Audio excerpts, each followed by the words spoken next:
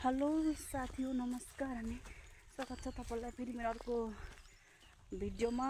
आजको भिडियो चाहिँ हामी यहाँ पानी नपरेको धेरै भइरहेको अनि पानी परेको 2 दिन भयो अनि सबैले अब मकै छर्ने यहाँ हरा बाइस हुन्छ अनि हामी पनि आज चाहिँ यहाँ मकै छर्नु गइरहेको छौं। बिहानै भर्खरै घाम लागिरहेछ अनि हामी चाहिँ यहाँ गइरहेको छौं है। बिहान गएदेखि लगभग 6 बजे होला अनि यस्तै छन् हाम्रो गाउँहरु। यी सबैले कहिले मल बोकिरहेछु त्यतिकै छन्। घाम पनि भर्खरै निस्किनेछ। पुरा हिँडिरहेको छौं है। कस्तो दिन पनि शीतल भएको छ है। पानी परेर छ्याङ्ग उज्यालो भएको छ। माथिबाट जाउँ भने माथि निस्किँदैन होला ठ्याक्कै नि।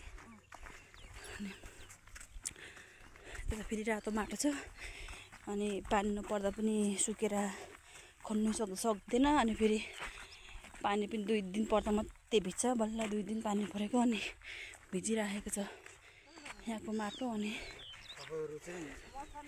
मल्छौँ हिँडेको पानी पर्दा दाजु अब धमाधम अनि त्यस्तो खालको माटो चाहिँ यताको चाहिँ साह्रै नराम्रो माटो के।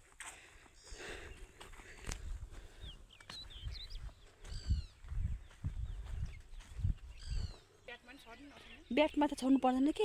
ब्याटमा छोड्नु त मल बोकिहाल्दैन। ब्याटमा नछर्ने हो तर कहाँसम्म छर्ने? यति यति छोड्दै जाने रहेछ नि। ल छोड्नु न ल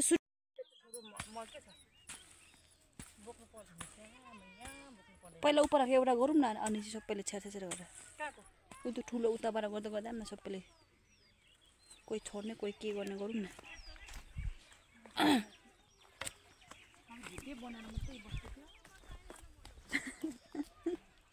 टेन्सन लागेछ हौ। अब काम नगर्ने भिडियो मात्रै गर्ने भन्छ हौ। मलाई त के भएको हौ। सुरु भयो हाम्रो काम।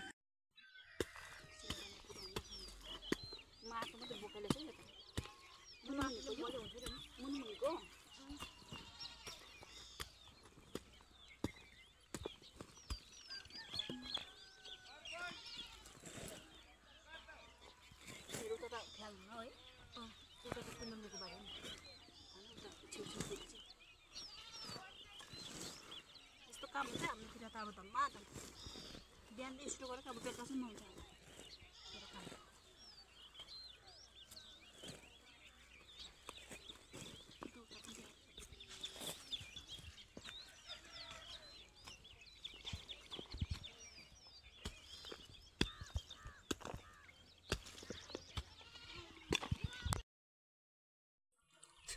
अब हाम्रो चिया खाने बेला भइरहेको छ। यति आदि भइसक्यो। ऊ त्यो सबै गर्नुपर्ने ऊ त्यहाँ पनि होला नि त।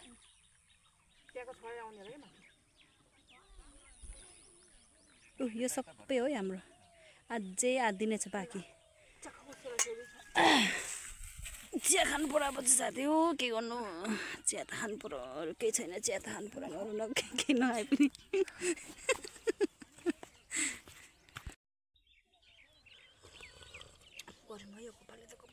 यस्तो छ हौ साथी हो हाम्रो गाउँले जीवन त। चिया त कस्तो मिठो रहेछ दुध चिया पनि। दुध कहिले टुटाउँदैन। के छ बुनको वस्तु चाहिँ? गाई छ नि।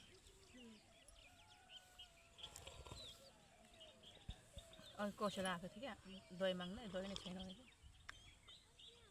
दही चाहिएको छ दही माग्नु। उहाँ चाहिँ मेरो सिस्टर हुनुहुन्छ। सिस्टर इन ल। नाकमा पसिना आइछ हेर। धेरै काम गर्नुहुन्छ क्या उहाँले चाहिँ। यता चाहिँ मेरो भाउजू इन ल को दाजु इन ल चाहिँ। दाजु तपाईँ नखानु नि चिया? तपाईँ त चिया मात्रै खानु होला। चिया कहाँबाट ल्याउनु?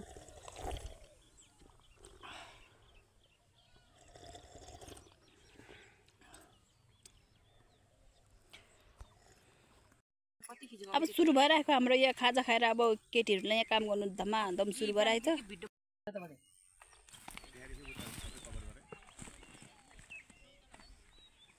त्यहाँदेखि यता यसरी होला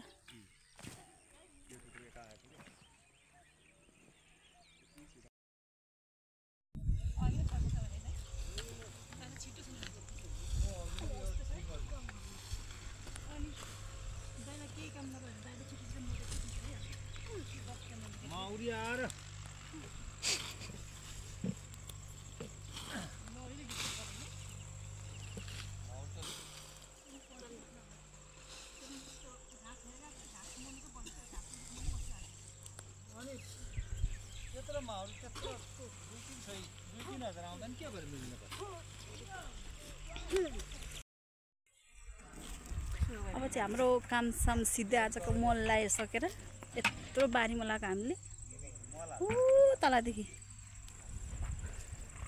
आजलाई यति नै हाम्रो काम आउन सक्यो अब ट्र्याक्टरले आएर मकै छर्छ मान्छेले होइन ट्र्याक्टरले आएर मकै छर्छ